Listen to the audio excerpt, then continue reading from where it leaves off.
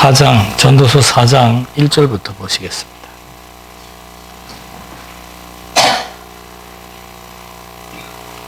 전도서 4장 1절. 내가 다시 해 아래에서 행하는 모든 학대를 살펴보았도다. 보라, 학대받는 자들의 눈물이로다. 그들에게 위로자가 없도다. 그들을 학대하는 자들의 손에는 권세가 있으나 그들에게는 위로자가 없도다. 그러므로 나는 아직 살아있는 산 자들보다 죽은 지 오랜 죽은 자들을 더 복되다 하였으며 이 둘보다 아직 출생하지 아니하여 해 아래에서 행하는 악한 일을 보지 못한 자가 더 복되다 하였노라. 해 아래에서의 그 행사가 무익함에 대해서 전도서 기자는 계속 얘기하고 있습니다. 첫 번째는 인생의 무익함입니다. 인생 자체가 인간의 계획이나 목적이나 기한대로 되지 않기 때문에 인생이 무익하고, 두 번째는 하나님의 행하시는 것은 영원하다. 하나님의 영원성과 인생의 그 무익함을 대조시켜서 설명을 했고, 세 번째는 해 아래 행하는 모든 일이 헛된 것은 동일한 죽음을 맞이한다는 겁니다. 다 짐승도 죽고 인간도 죽는다는 거고, 이 지금 읽어드린 말씀의 내용은 뭔가 권세의 지배입니다. 그러니까 이 피조 세계의 적나라한 모습을 보여주고 있는 거죠. 그러니까 짐승의 세계는 양육 강식입니다. 강한 자에 의해서 지배받는 세계가 이 어둠의 세계지요. 그러니까 하늘의 세계, 빛의 세계는 참 대조가 되는 게, 우리가 고린도서 공부하면서도 확인을 했습니다마는 이 세상은 강자의 유익입니다. 힘의 논리예요. 강한 자가 약한 자를 지배하는 데입니다. 그러나 하늘의 세계, 하늘 위의 세계는, 빛의 세계는 약자의 유익입니다. 약자의 유익. 이걸 우리는 교회의 건덕이라고 얘기를 하죠. 그러니까 참 이 타락한 교회들의 모습은 뭔가 하면은, 교회도 세상하고 똑같아요. 힘 있는 사회에서 유력한 자들이 권세를 남용한다라든지, 아니면 장로들이 권력을 남용한다라든지, 장로가 무슨 권세인 줄 아는 거죠. 그래서 그런 그 권력의 힘을 가지고 남용하거나, 아니면 목사가 또 이게 무슨 권세인 줄로 알고 그 권력의 힘을 남용하거나. 그러니까 교회든 세상이든 강자가 지배하는 그런 집단이나 세계라고 하는 것은 그건 어둠이 지배하는 세계입니다. 교회라고 할지라도 강자들의 힘의 논리에 의해서, 그 힘의 논리가 때로는 다수의 논리도 되고 다수결도 되는 거예요.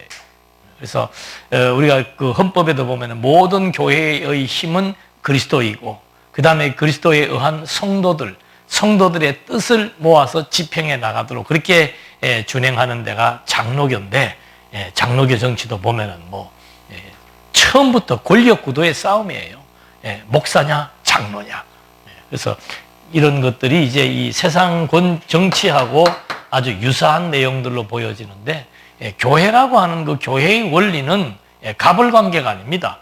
갑을관계가 아니고 약자의 유익을 위해서, 약자의 신앙적 약자의 유익을 위해서 어떻게 교회가 움직여 나갈 것인가, 그들을 어떻게 성장케 할 것인가, 또는 사회적인 약자도 마찬가지죠. 교회도 사회적으로 약한 사람들이 들어와 있을 경우에 그런 약자들을 어떤 식으로 보호해 나갈 것인가, 이런 것들이 전부 다 교회의 건덕이에요. 근데 우리는 교회는 마치 세상과 동떨어진 세계 속에 사는 사람들처럼 이 세상을 향한 어떤 이타적인 이런 생각들을 가지지 않고, 우리만이 가치롭고, 우리만이 대단한 존재이고, 우리만이 말씀을 깨달아서 우리만이 참된 교회고, 그것 자체도 병든 교회예요. 모든 것들이 다 공유하되 정말 강자가 약자들의 유익을 위해서 존재하는, 그래서 배타적이기도 한데, 배타적이라고 하는 것 자체가 약한 모습이죠. 약자가 자꾸 자꾸 다른 사람들을 이렇게 분리시키려고 하고 배타적인 행동을 갖지, 강한 자는 포용하는 거죠. 그래서 그런 것처럼 지금 이 피조 세계의 이 세상의 원리를 설명하는 겁니다. 그러니까 강자가 약자를 지배하고 군림하려고 하는 그런 세계의 모습들을, 이게 이제 해 아래서 행해지는 그런 무익한 것 중에 네 번째 해당되는데, 이게 이제 권세의 지배라고 이렇게 얘기를 합니다. 그 다음에는 수고와 교모한 일로 시기를 받음으로 헛된 내용이 4절에 나오는데, 또 한 가지 내가 또 본즉 사람이 모든 수고와 모든 재주로 말미암아 이웃에게 시기를 받으니 이것도 헛되어 바람을 잡는 것이다. 이게 무슨 얘기예요? 교회에서도 마찬가지예요. 온갖 희생과 수고와 많은 일들을 하는데, 또 교회 자기 은사가 있어가지고 재주가 많아서 여러 가지 많은 봉사를 하는데, 그게 도리어 뭐가 되는 거예요? 사람들의 시기심의 대상이 되어버리는 거죠. 그래서 이런 것 때문에 어떤 사람들은, 세상적으로 똑똑한 사람들은 그런 얘기를 또 하죠. 교회에서는 중간만 가라, 중간만. 너무 나서지도 말고. 왜? 나서면 다치니까. 그거는 이 세상의 원리입니다. 이 세상의 원리. 그래서 이 시기심이라고 하는 것은 비교에서 나오는데, 비교라고 하는 그 한자 뜻도 그래. 견줄비, 견줄교, 견주다는 거죠. 그러니까 하나님이 내게 주신 재능이다. 하나님이 내게 주신 분복이다. 이렇게 하나님이 나와 저 사람은 다르다. 이래야 되는데, 같다고 전제를 하니까 서로 경쟁을 하고, 그 경쟁에 따라서 시기를 하는 거예요. 저는 참 다행스럽게도 이 말씀을, 성경을 연구하면서 제일 그래도 처음에 잡게 된 내 어떤 그 위치가 뭐였는가 하면은, 하나님은 나로서 하나님이 쓰시는 분량이 있구나. 나에게만 주어지는 또 다른 하나님의 주신 재능이 있구나. 그게 자기의 그 존재감이에요. 하나님 앞에서의 존재감이에요. 그러니까 하나님 앞에서 내가 어떤 존재인지를 올바로 깨닫고 자기 자아를 정립해 나갈 때, 그때 이제 다른 사람하고 비교할 필요도 없고 경쟁할 필요도 없고, 그냥 나는 나로서 하나님이 이런 방식으로 써나간다는, 거기에 우리가 하나님을 인정하고 환경을 수용하게 된다면은 큰 그런 그 어려움들이 생기지 않게 되는데, 이 세상 일은 보면은 우리가 많은 일을 한다고 해서 사람들로부터 다 박수 받는 게 아니에요. 박수를 치면서 속으로는 그걸 하나님 앞에서 생각하지 못하고, 하나님이 주신 은사, 하나님이 주신 분량으로 생각하지 못하게 되면은, 그 다음에는 여기에서 이제 시기와 질투와 그런 그 분쟁과 그런 싸움이 발생하는 것을 교회 속에서도 늘 볼 수 있는 거죠. 그러니까 이 진리의 말씀에 우리가 서서 입각에 산다라고 하는 것은 굉장히 예민한 겁니다. 예민한 거. 그러니까 교회도 보면은, 나는 진리 때문에 싸우는 교회는 제 주변에 있는 교회들에게서는 보지 못했어요. 진리 때문에 싸우는 교회는 보지 못했어요. 진리 얘기도 잘 하지 않아요. 목회자들도 모이면 성경 얘기 하지 않아요. 그냥 현상적인 얘기만 하는 겁니다. 그럼 교회가 왜 시끄러지고 싸우는가? 꼭 교회에서는 열심히 일하는 사람이 있고 안 하는 사람이 있어요. 개미와 배짱이가 있단 말입니다. 그럼 일을 못하면은, 안 하든지 못하면은, 나 대신 하는 사람이 있으면 참 그게 아름다워 보이고, 참 미안해 보이고, 수고하고 격려해야 될 일인데, 그 사람 심보라고 하는 게 하나님 앞에서 자기의 존재 가치를 깨닫지 못하는 사람은, 그게 이제 점점 나보다 더 열심히 하는 사람, 이런 사람들을 향해서 점점 이제 모함을 하기 시작을 하고, 질투를 하기 시작을 하고, 그러다 보면 여기에 이제 또 하나의 이렇게 그룹들이 생겨나기 시작하는 거죠. 그러다 보면은 교회는 이제 그렇게 시작해서 교회가 파당이 나고 분열되고 하는 거예요. 무슨 진리 싸움, 누가 진리 싸움 합니까? 진리 싸움 안 해요. 전부 탐욕 아니면 경쟁심에 의한 시기심입니다. 어떤 권력자가, 어떤 권세자가 탐욕을 부리든가, 아니면은 자기들끼리 이제 또 시기와 질투와 경쟁을 하든가. 그러니까 이게 교회라고 하는 것의 이 중심에 딱 그리스도 중심의 어떤 성도의 가치, 성도의 본분, 어떤 내 존재감 이런 것들이 신앙적으로 확립되지 못하면은 그 다음에는 이제 사람이 여기에 중심에 서 가지고 이 한 사람의 가치관, 한 사람의 성격, 한 사람의 어떤 태도에 의해서 이 대중이 이제 같이 따라서 움직이게 되는 거죠. 그 어떤 교회는 보면은 뭐가 이렇게 용납하고 이해하는 게 없어요. 교회라고 하는 데가 아까 우리도 우리 뭐 기도하시면서 뭐라고 기도했더라? 실수를 많이 한다고. 당연히 실수하죠.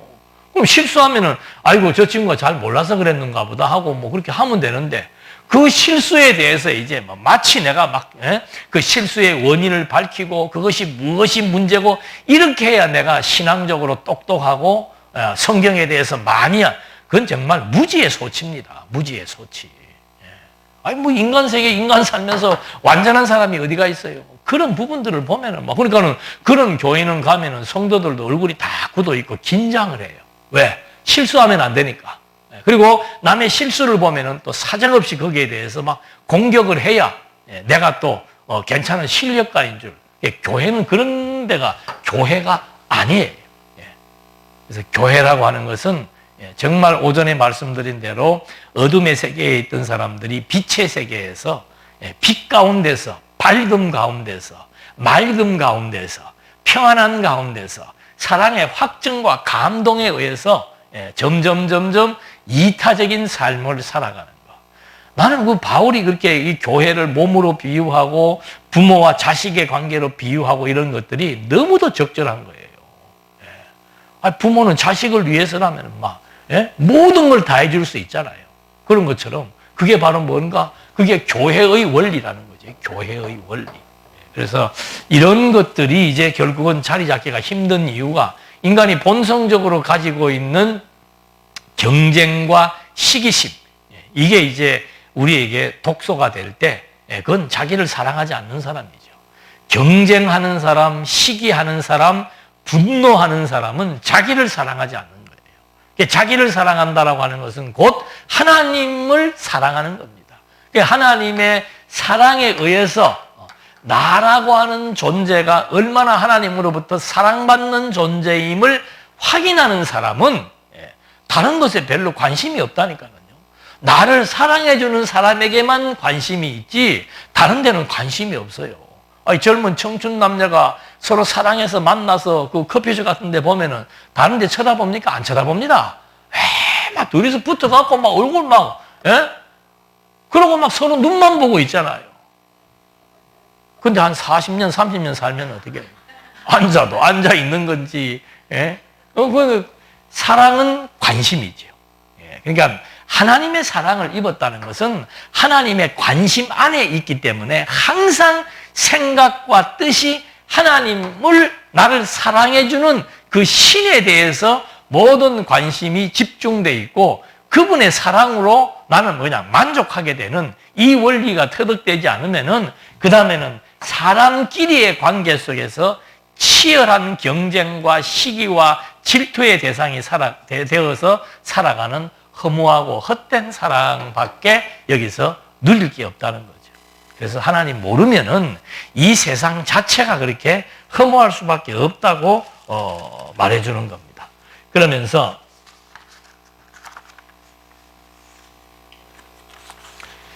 우매자는 팔짱을 끼고 있으면서 자기의 몸만 축내는도다. 열심히 일하는 사람은 일이라도 해가지고 시기를 받는데 우매한 사람들은 일도 안 하고 팔짱만 끼고 있으면서 뭐 하는 거예요? 자기의 몸만 축내는 거죠. 팔짱 끼고 남 일하는 거 보면서 시기하고 질투하는 것 자체가 자기를 상하게 만드는 겁니다. 자기를 상하게 만드는 거. 두 손에 가득하고 수고하여 바람을 잡는 것보다 한 손에만 가득하고 평온함이 더 나으니라. 두 손에 쥐고 있으면서도 더 많은 것을 또 쥐려고 하다가 살아가는 그런 어리석음이 만족이 없다는 거죠. 만족 없는 인생보다는 한 손에만 쥐고 있지만 마음에 평온함이 있는 거. 그러니까 많은 사람들이 그 행복에 대한 정의를 내릴 때 도대체 행복이 뭐냐라고 물으면은 다 마음의 평안이라고 그래요. 그럼 마음의 평안이라고 하는 것은 내 욕심이 비워지는 만큼 평안의 지수가 올라가는 거예요. 근데 어리석은 사람들은 내 욕심이 채워져야 평안의 지수가 올라가는 걸로 생각을 하는 거죠. 그런 사람들이 두 손에 이제 막 가득 쥐고도 우리 주변에 많이 보잖아요. 예? 아유, 저렇게 돈 많으면 나는 차라리 아무것도 안 하고 저 돈 죽을 때까지 쓰다가 가면 좋을 텐데 보통 사람들은 그렇지 않죠. 이번에 뭐 얼마 전에 돌아가신 그 재벌 회장님도 보면은 뭐 빚도 수조를 뭐 엄청난 돈을 우리 국민의 혈세예요. 그 한 사람의 탐욕이에요. 어느 정도 선에 가서 멈추면 되는데 막 문어발식으로 막 세계는 넓고 할 일은 많다 그래가지고 누가 그래 세계가 다 불렀나? 온 세계 돌아다니면서 전부 그냥 확장 해가지고 하루아침에 무너져 버리는 거예요. 그게 두 손에 쥔 것, 한 손에 있는 것만 갖고도 평안을 유지할 수 있다면은 그게 행복인데 사람들은 그건 지금 현재의 행복을 의미하는 것과 똑같습니다. 나는 한 손에 쥔 것이 없는, 왜 쥔 것이 없어요? 자꾸 더 큰 것을 보니까 이게 지어져 있다고 보지를 못하는 거지. 그래서 그런 비유를 들면서 6절까지의 말씀에서 시기에 대한 그리고 만족에 대한 것에 대한 이치를 말해줍니다. 그러면서 7절부터의 말씀에서는 이제 이것도 마찬가지예요. 혼자 수고하는 것에 대한 무모함을 말해줍니다. 무의미한 것, 무상함을. 내가 또 다시 헤아려서 헛된 것을 보았는데 어떤 사람은 아들도 없고 형제도 없이 홀로 있으나 그의 모든 수고에는 끝이 없도다. 참 웃기잖아요. 그냥 밥만 먹고 살아도 될 텐데 왜? 대부분 다 뭐 형제가 있거나 자식이 있거나 부모가 있어서 내가 벌어야 되는 이유가 설정이 되는데 혼자 살 것 같으면 밥만 먹고 살아도 되는데 그렇게 끝없이 수고하는데 또 비록 그의 눈은 부요를 족하게 여기지 아니하면서 이르기를 내가 누구를 위하여 이같이 수고하고 나를 위하여는 행복을 누리지 못하게 하는가 하여도 이것도 헛되고 불행한 노고로다.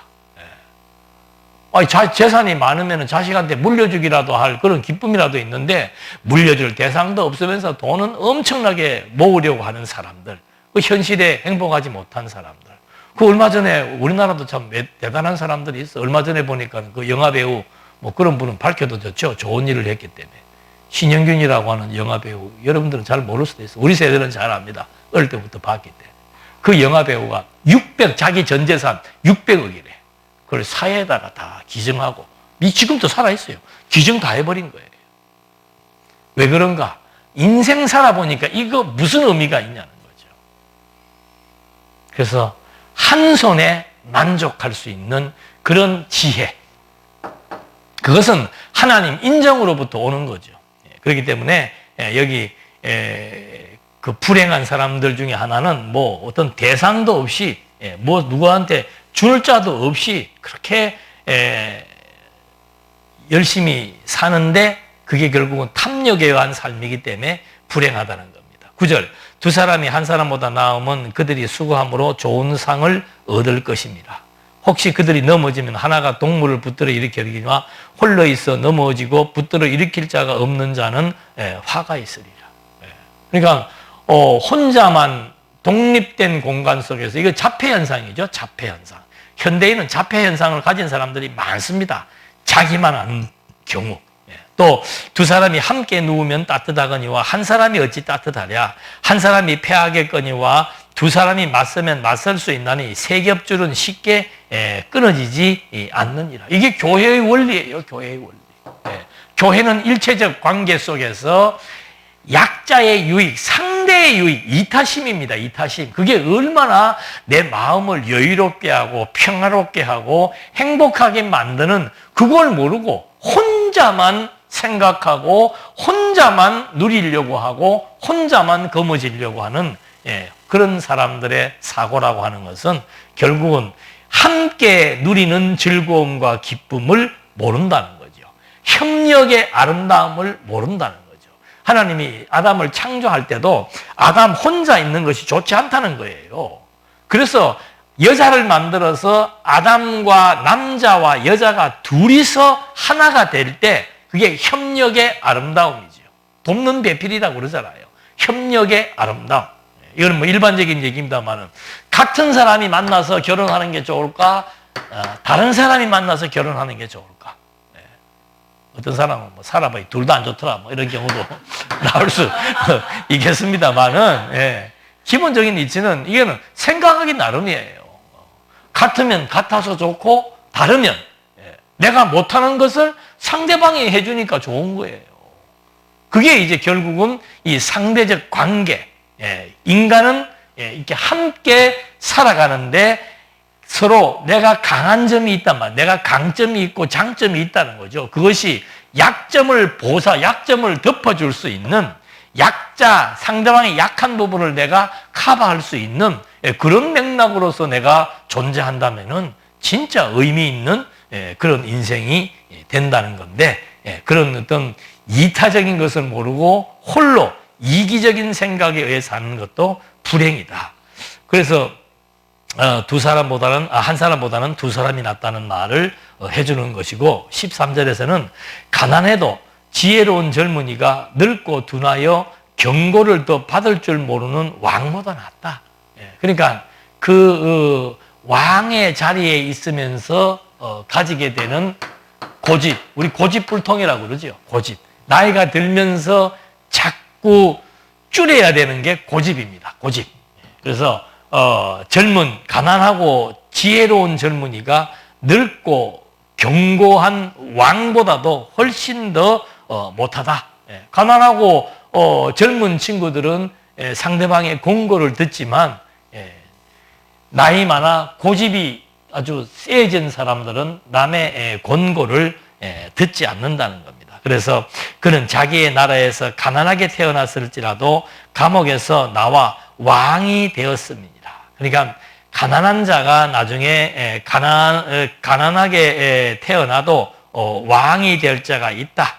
그리고 감옥살이를 하다가도 왕이 될 자가 있다. 그러니까 인생은 모른다는 거예요. 그러니까 가장 중요한 것은 뭔가 가난하고 부자고 권세가 있고 없고보다도 하나님 앞에서 자신을 판단하고 자신의 정체성을 확인하며 사는 자가 정말 의미 있는 자다. 그러니까 총리도 보십시오. 감옥에 있다가 왕이 되잖아요. 그 인생은 모르는 거예요.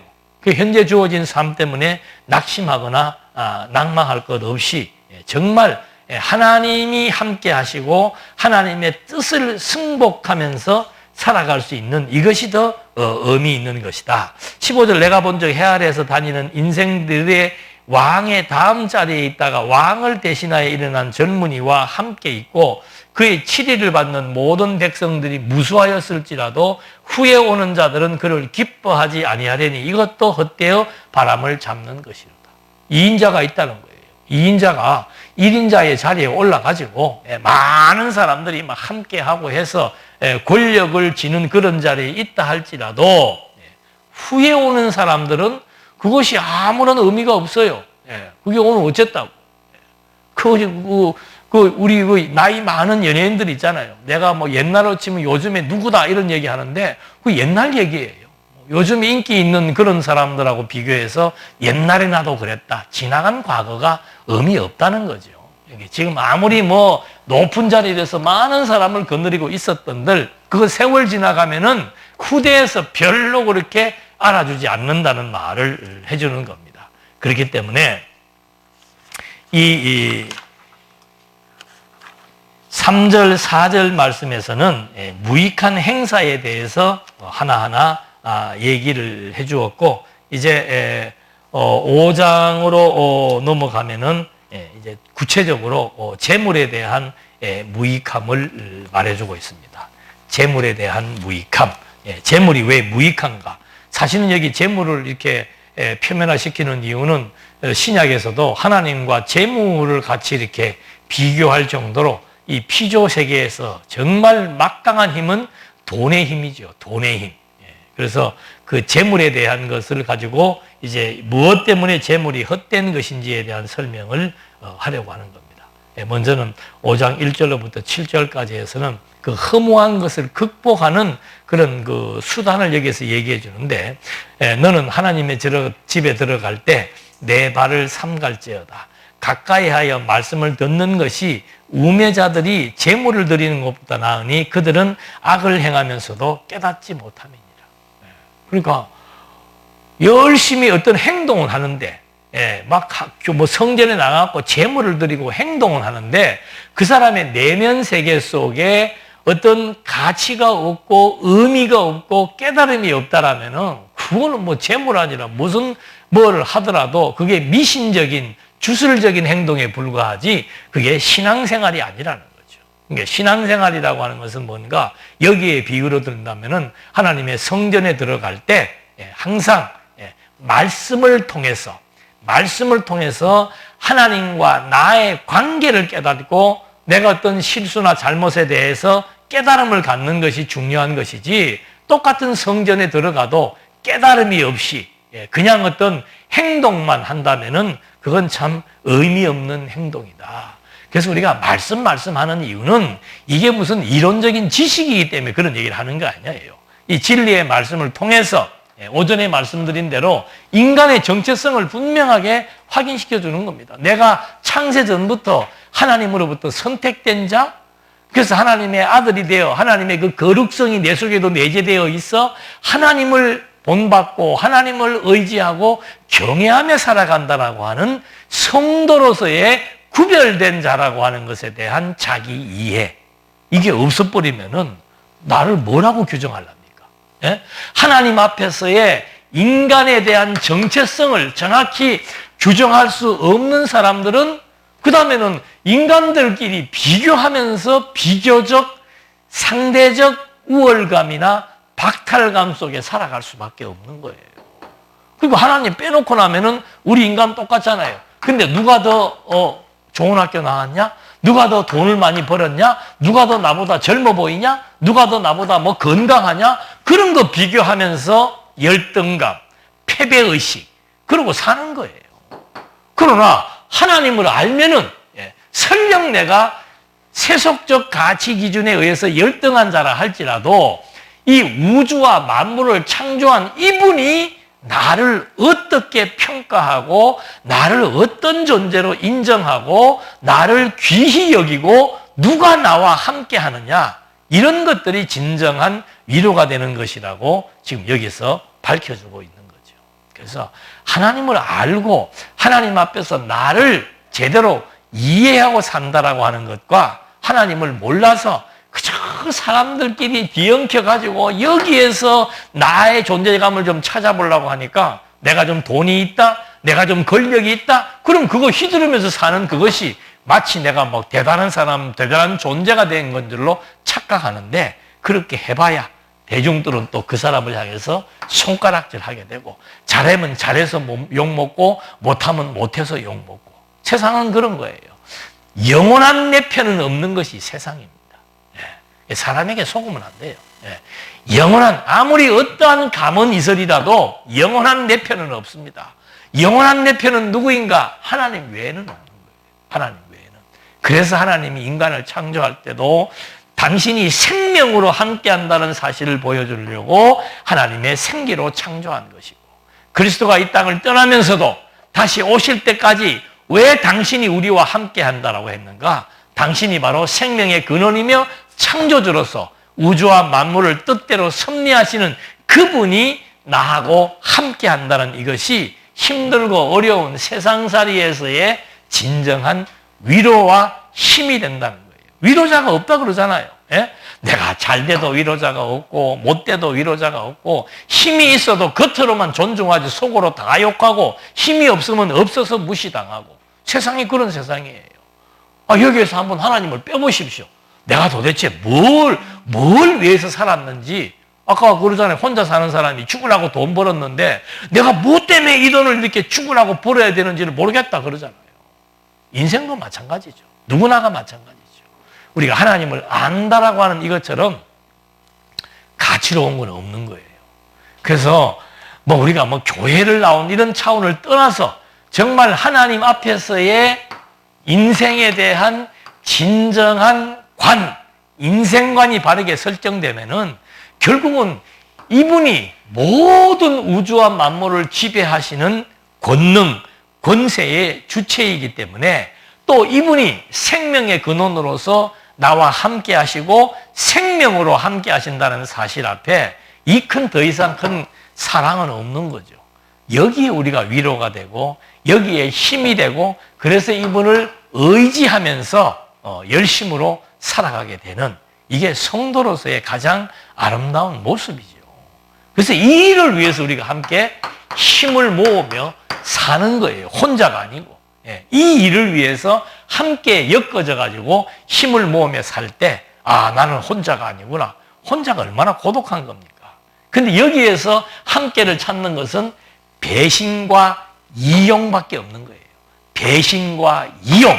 그러나 하나님 앞에서의 모여든 하나님의 권속들의 삶이라고 하는 것은 상대의 유익을 위해 서로 힘이 되고 위로와 격려 가운데서 가중되는 기쁨과 평안, 이것이 교회의 아름다운 모습이라는 거죠.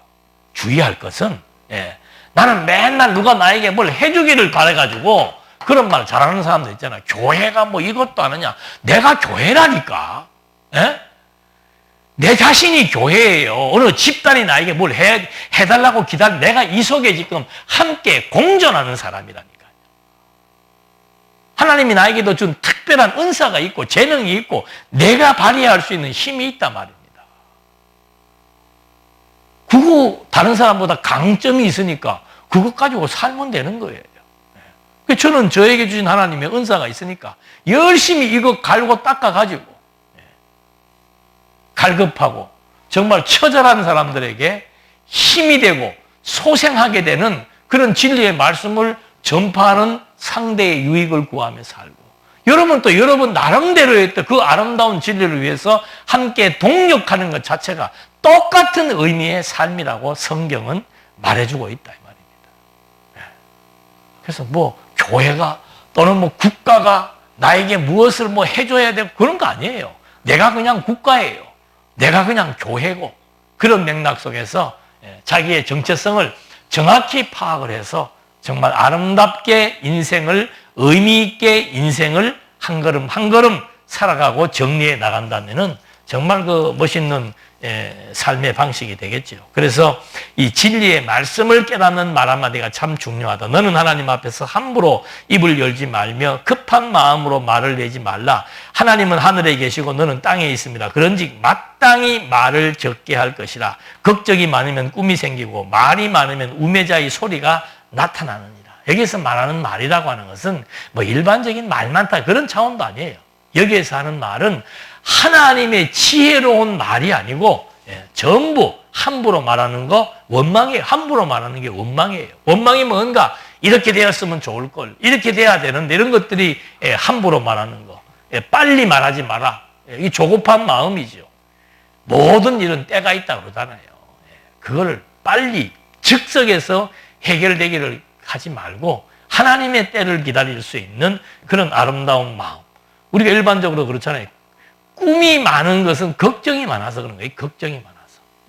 걱정이 많으면 막 싱숭생숭해지고 많은 일을 생각할수록 생각이 복잡해진다는 거죠. 또 자기의 생각을 주장하는 말이 많을수록 또 어리석은 소리가 변명, 이유, 자꾸 게 뭔가 그 자기 주장을 관철시키려고 그러는 거예요.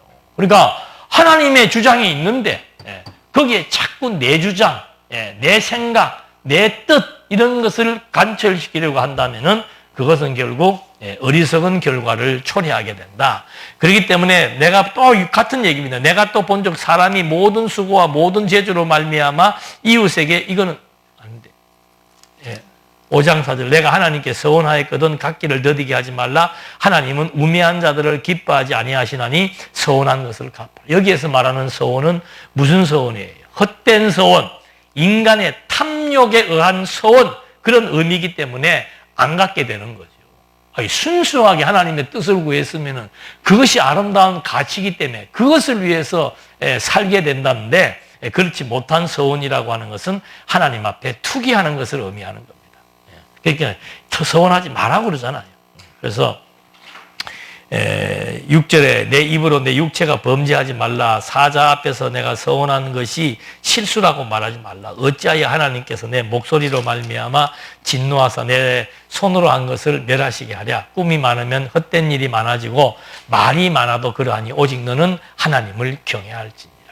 하나님의 뜻 그러면 그냥 그 앞에 순복하라 그 말입니다. 네, 다른 생각, 다른 말, 변명, 이유 필요 없습니다. 하나님의 뜻 거기에 이제 모든 것들을 정리하라고 7절에서 말하는 거죠. 그래서 만사가 하나님의 계획대로, 하나님의 목적대로, 하나님의 기한대로 된다라고 하는 이 중요한 명제가 결국 우리의 생각과 마음을 조율해 나간다는 사실을 여기서도 확인해 볼 수 있는 겁니다. 이제 8절로부터는 다음 시간에 계속해서 정리하도록 하겠습니다. 기도하시겠습니다. 은혜와 사랑이 풍성하신 하나님 아버지, 정말 세상 만사 인간의 뜻대로 또 인간의 욕심대로 되지 않는 것 알면서도 정말 하나님의 말씀을 가까이 하지 않게 될 때 다가오는 우리의 탐욕이 결국은 주어진 것에 만족하지 않고 더 큰 것을 기대하고 서원하며 소원하는 어리석은 인생의 모습들을 다시 한번 확인해 봅니다. 오늘 주어진 여러 가지 많은 상황들이 내게 불리하거나 내게 또 힘들거나 또 어려움이 주어지는 상황이라 할지라도 하나님 앞에서 하나님의 뜻과 때를 인정하면서 오직 하나님만 경외하며 살아갈 수 있도록 인도해 주시옵소서. 예수님의 이름으로 기도드립니다. 아멘.